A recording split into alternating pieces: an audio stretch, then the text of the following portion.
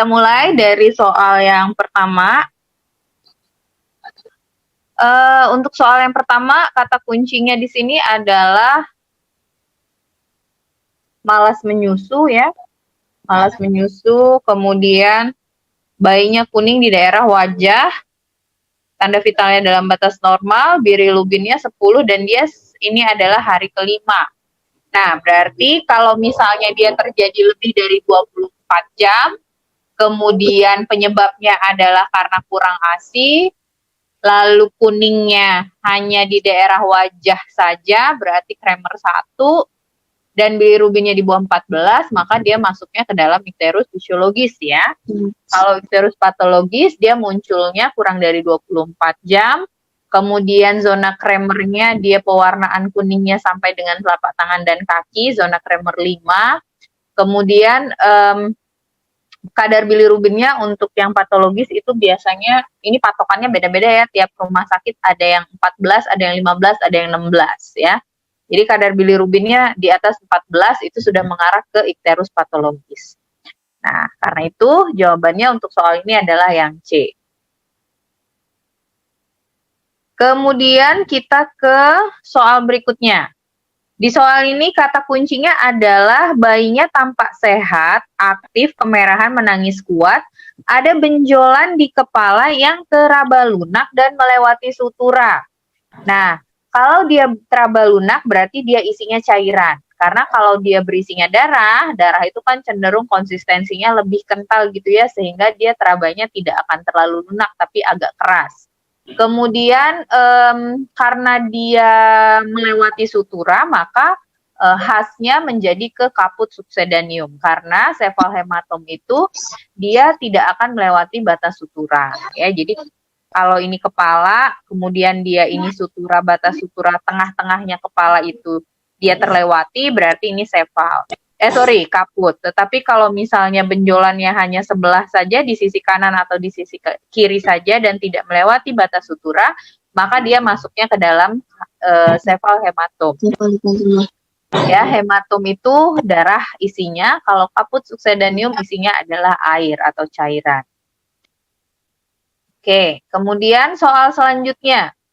Di soal ini dikatakan bahwa ada muncul gelembung kecil berwarna cairan jernih. Gelembung kecil berwarna cairan jernih yang muncul di daerah leher dan punggung. Berarti ini si gelembung berair ini munculnya di daerah leher dan punggung yang tertutup oleh baju gitu ya.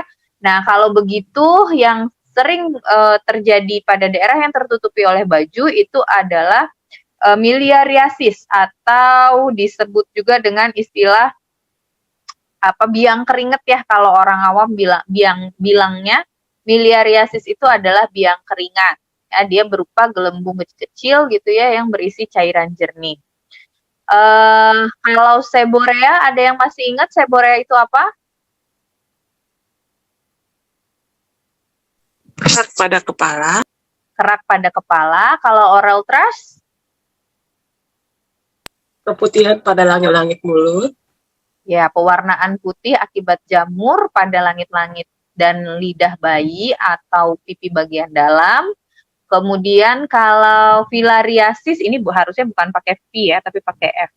Filariasis ini adalah penyakit kaki gajah ya, akibat ada patogen ya yang masuk melalui pembuluh darah kemudian menyebabkan pembengkakan pada daerah kaki. Selanjutnya, seorang balita sedang bermain-main dengan temannya. Dia tampak mau berbagi mainan dan sesekali memperebutkan mainannya. Jenis perkembangan balita di atas adalah, nah di sini kita lihat dia ada memperebutkan mainan, berarti ada interaksi ya. Karena ada interaksi dia dengan teman-temannya, maka termasuk ke dalam perkembangan sosial. Kalau motorik kasar itu berhubungan dengan gerakan otot-otot besar, misal merangkak, berdiri, berjalan, menendang bola, itu kan semua pakai anggota gerak ya, itu masuknya ke dalam motorik kasar. Kalau motorik halus itu berhubungan dengan Buat teman-teman yang saat ini sedang menjadi mahasiswa D3 dan profesi bidan dan akan menempuh UKOM, teman-teman bisa belajar menggunakan buku kupas tuntas kisi-kisi soal UKOM profesi bidan dari Widya Medika. Buku ini bisa untuk D3 dan profesi bidan loh. Harganya hanya Rp160.000 selama masa promo. Selain itu, Widya Medika juga memiliki program bimbel UKOM baik offline maupun online. Dan juga terdapat bimbel SKB dan P3K Bidan. Untuk informasi dan pendaftaran, teman-teman bisa hubungi WhatsApp di 0813 6656 1226 atau 0851 6276 1226. gerakan jari-jari atau koordinasi antara mata dengan tangan dia. Itu maksudnya motorik halus. Contohnya motorik halus itu ketika si anak menyuapkan makanan ke mulutnya, itu kan ada koordinasi antara tangan dengan mata, ya. Kemudian ada perkembangan bahasa. Perkembangan bahasa itu contohnya adalah kemampuan dia untuk berkomunikasi. Beda ya komunikasi dengan interaksi. Komunikasi itu kemampuan dia untuk menyampaikan apa yang dia ingin bicarakan atau ingin sampaikan kepada orang lain. Nah, kemampuan bahasa anak ya tentu saja nggak bisa kita nilai hanya dari kemampuan dia untuk bicara mama, papa, karena anak usia di bawah 1 tahun itu cenderung banyak yang belum bisa mengucapkan 2 kata, kan. Dengan dia menunjuk sesuatu kemudian itu juga sudah termasuk ke dalam perkembangan bahasa. Nah, jadi ada tabel, kami sudah membuat rangkuman tabel tumbuh kembang per usia. Jadi misalnya usia 0-3 bulan itu dia bisa apa, 6-9 bulan dia bisa apa. Nah, itu ada tabelnya yang sudah baku dari Kemenkes, nanti akan diberikan kepada kalian dalam bentuk PDF, dan tumbuh kembang ini tolong dihafalkan ya teman-teman ya, karena apa? Karena beberapa kali UKOM itu keluar si pertanyaan, si anak usia sekian itu bisa apa, anak usia sekian itu bisa apa. Nah, itu karena itu biar gampang ngapalinnya, karena kan agak susah yang ngapalinnya banyak. Kalau saya sarankan teman-teman di print terus ditempel di dekat tempat yang sering dilihat ya. Misalnya kalau ada tempat praktek di meja prakteknya, atau misalnya mau tidur di samping tempat tidur ditempel supaya sambil iseng gitu bisa sambil membaca. Semakin sering dibaca semakin mudah diingat ya. Nanti akan diberikan PDF-nya. Oh ya, untuk kemampuan tumbuh kembang juga yang paling sering ditanyakan itu adalah yang anak usia 3, 6, 9, 12. 3, 6, 9, 12 bulan itu yang paling sering ditanyakan dalam soal-soal UKOM. Biasanya nanti ditanyakan anak usia 12 bulan, apa perkembangan bahasanya, anak usia 9 bulan, apa motorik kasarnya, itu biasanya ditanyakannya di situ, antara usia 3, 6, 9, 12 bulan. Tapi memang ada beberapa soal yang di luar itu, hanya saja jarang, biasanya lebih banyak di antara 3, 6, 9 bulan ya. Oke, selanjutnya kita ke soal berikutnya. Di sini ada seorang bayi laki-laki katanya datang dalam kondisi tidak menangis, warna kulit kebiruan, tonus otot lemah. Berarti diagnosa yang bisa kita tegakkan dalam kasus ini adalah si anak mengalami asfiksia. Ya kan? Ketika dia mengalami asfiksia, maka langkah kita adalah kita melakukan langkah awal resusitasi. Ya kan? Langkah awal resusitasi yang haikal tuh, hangatkan, atur posisi, isap lendir, keringkan, atur posisi ulang, lalu lakukan penilaian. Dan ternyata setelah haikalnya dilakukan dan dinilai, tampak bahwa dalam soal ini bayinya bernafas, frekuensi jantungnya lebih dari 100, dan kulitnya kemerahan. Berarti kita bisa simpulkan bahwa langkah awal resusitasinya berhasil, ya kan? Nah, kalau langkah awal resusitasinya berhasil, maka tindakan selanjutnya yang tepat adalah asuhan pasca resusitasi. Apa tuh asuhan pasca resusitasi? Ada yang ingat nggak? Apa saja?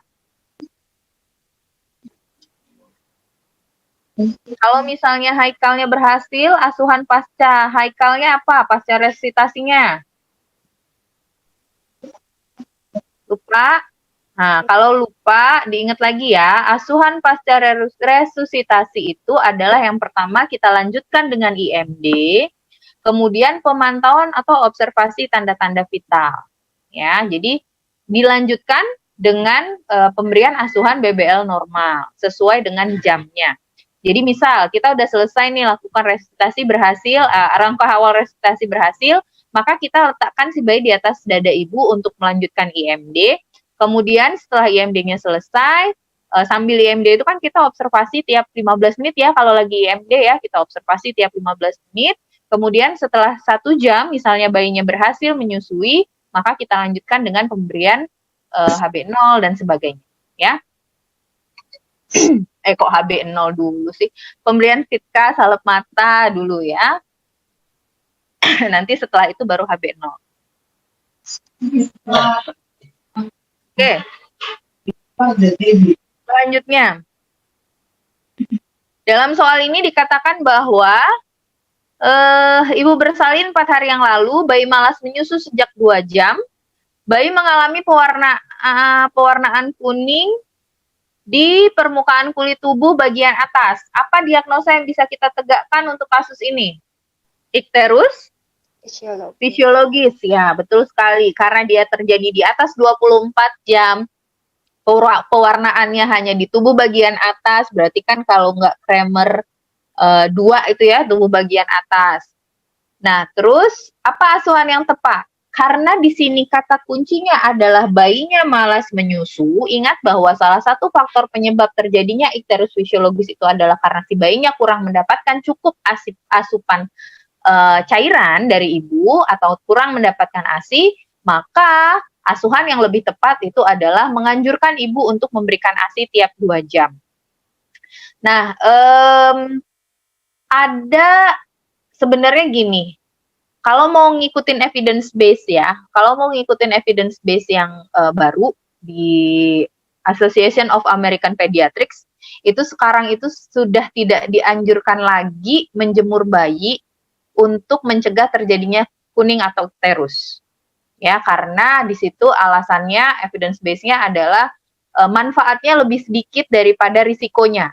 Karena dengan kita menjemur, risiko untuk kuningnya tidak terlalu berkurang, tetapi di situ justru kita meningkatkan risiko si bayi terpajan dengan UVA dan UVB, sehingga akhirnya si bayinya justru berisiko untuk mengalami kanker kulit. Ya, itu kalau mau ngikutinnya evidence base terbaru. Tetapi pada kenyataannya di lapangan, menjemur bayi ini masih dianjurkan dengan catatan menjemur bayinya itu usahakan si bayinya tidak terpapar sinar matahari sereng gitu ya, langsung nyosor langsung ke kulit bayi, tetapi secara tidak langsung, misalnya di dekat jendela atau di bawah naungan gitu ya. Dan mohon diingat bahwa ketika bayi kuning, menjemur tidak akan menurunkan kadar bilirubinnya, karena yang membantu menurunkan kadar bilirubin itu adalah dengan dibuangkan. Bilirubin itu kan dibuangnya lewat kencing, sehingga supaya dia lebih banyak bilirubinnya yang terbuang, maka kita harus merangsang si bayi supaya lebih banyak kencing gitu ya. Dengan cara apa? Dengan memberi ASI sesering mungkin. Sehingga kalau nanti teman-teman ada opsi nih 2, di antara menjemur bayi atau memberi ASI sesering mungkin, maka jawablah yang memberi ASI sesering mungkin. Sedangkan jika tidak ada opsi memberi ASI sesering mungkin, maka boleh teman-teman menjawab menjemur. Karena kalau dia masih jawabannya menjemur, artinya dia masih pakai evidence base yang lama gitu ya. Bukan evidence base jatuhnya, masih pakai teori yang lama. Karena kalau kita mau pakai evidence base yang terbaru, semakin sering disusui, semakin turun risiko kuningnya, dan kadar bilirubinnya kalau memang dia sudah kuning akan turun juga. Oke, seperti itu.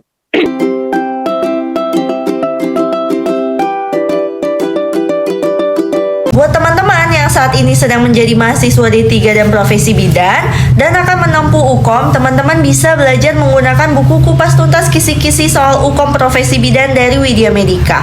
Buku ini bisa untuk D3 dan profesi bidan loh. Harganya hanya Rp160.000 selama masa promo. Selain itu, Widya Medica juga memiliki program bimbel UKOM baik offline maupun online, dan juga terdapat bimbel SKB dan P3K bidan. Untuk informasi dan pendaftaran, teman-teman bisa hubungi WhatsApp di 0813 6656 1226 atau 0851 6276 1226.